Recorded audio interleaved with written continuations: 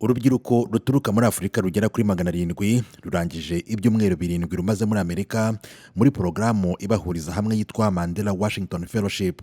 Iyi gahunda imaze imyaka 10 itangijwe na Barack Obama wahoze ari perezida wa Amerika.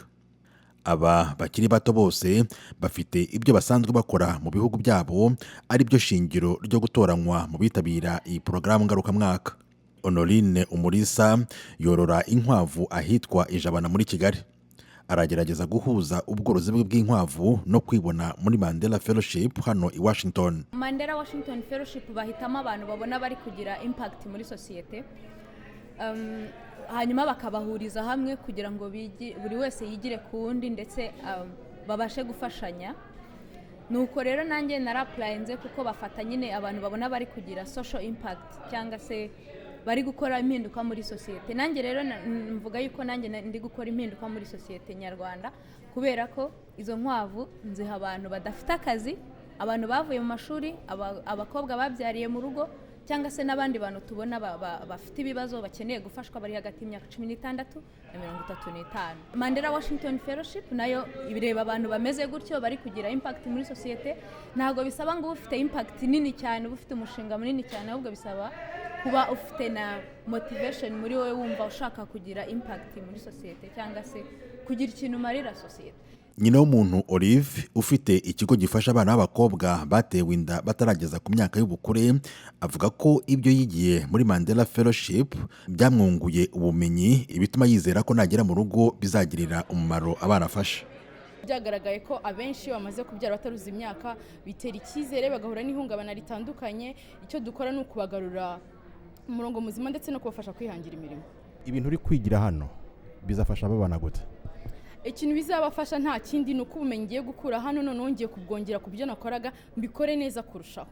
Iyo turi hano duhura n'abandi baturutse mu bihugu bitandukanye, ugenda ubigira bitandukanye. Urugero nk'ubu ngubu hari ibyo nakoraga, hari nka porogaramu dufite kubigisha kudoda ndetse no kuboha.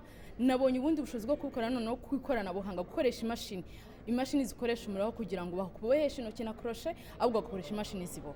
Abitabiriye ibikorwa by'iyi porogaramu ihuza urubyiruko rw'Abanyafurika bose bahuriza ku kamaro n'intego bashaka kugeraho mu buzima. Bose Aline Joyce nawe waturutse mu Rwanda afite impamvu yumvikanisha kuba yaritabiriye iyi porogaramu. Intego yanjye ya mbere yari kugira ngo nige ibijyanye na business ndetse n'imiyoborere ya company yanjye, kandi nkaba numva narabigezweho, ndetse no kugira ngo networking nshake abantu twakorana mu bindi bihugu bya Afurika.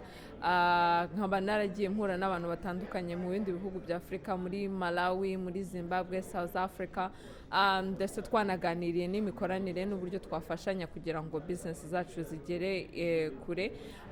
Ikindi hano muri summit muri Washington naho nabashije kugenda nigira mpura n'abandi bantu batandukanye, yese abari ambassador wa United States to the UN, a spokesperson wenda ushinzwe ibintu bya global health hano muri United States. Aba nawe akaba ari abantu bazamfasha kugira ngo imikorere ya business yanjye igende yaguka kandi dukore neza. Undi waturutse mu Rwanda witabiriye iyi nama ni Niyonkuru Audace. Uyu ahagarariye ikigo Digital Umuganda gikora ibijyanye n'ubucuruzi bw'ubwenge bukorano. Yemeza ko ibikorwa bye ari byo byamugejeje muri Amerika. Ikintu cya mbere ni ibikorwa n'ubundi nsanzwe nkora by'ubucuruzi bya Digital Umuganda, cyane cyane dukora ku ikoranabuhanga ry'ubwenge bukorano ariyo artificial intelligence. Tukarikora digitize cyangwa dufata indimi nyafurika tukatuma zishobora gukora muri iryo koranabuhanga rya artificial intelligence. So ni muri ubwo buryo akazi dukora mu Rwanda ariko no mu bindi bihugu bya Afurika haje kuza muri iyi fellowship muri business track kugira ngo dushobore kwagura ibikorwa by'ubucuruzi.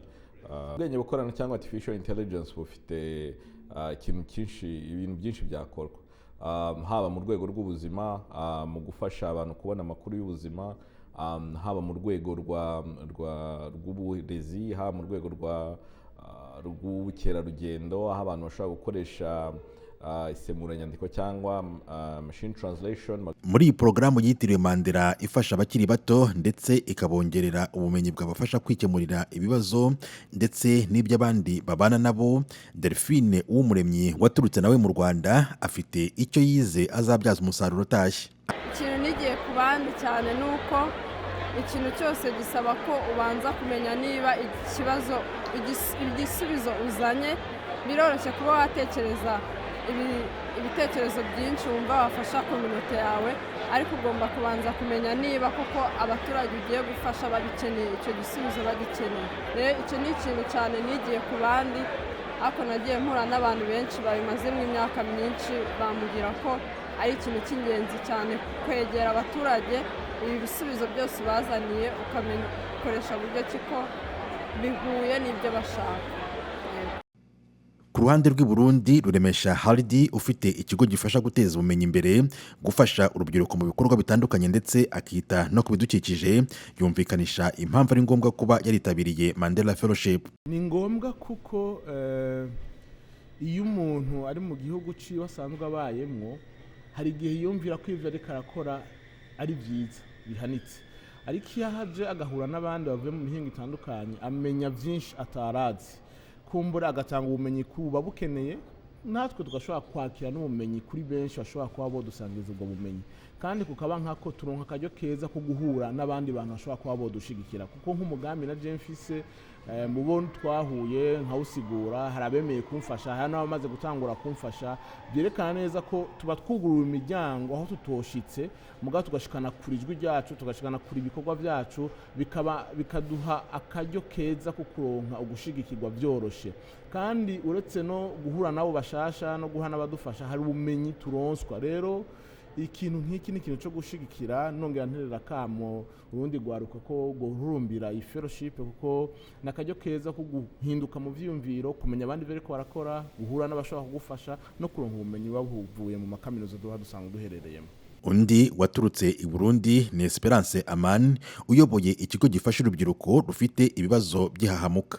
Aman yumvikanishije uko ibyo yigiye hano muri Amerika agiye kubihuza n'ibyo asanzwe akora bigatuma agera ku musaruro yifuza. Ni gute dushobora gushyira ingufu hamwe kugira duteze Afurika imbere. Kabiri naco hariho amashyirahamwe ngaha muri Amerika nashoboye gukorana nayo, ndabigiraho ubumenyi gute noza nkabukoresha mu gihugu canje, kandi nashoboye naje gusangira nabo ubumenyi mfise, barabona gute bashobora kubukoresha ngaha muri Amerika. Nuvuga hariho no kwita exchange programs.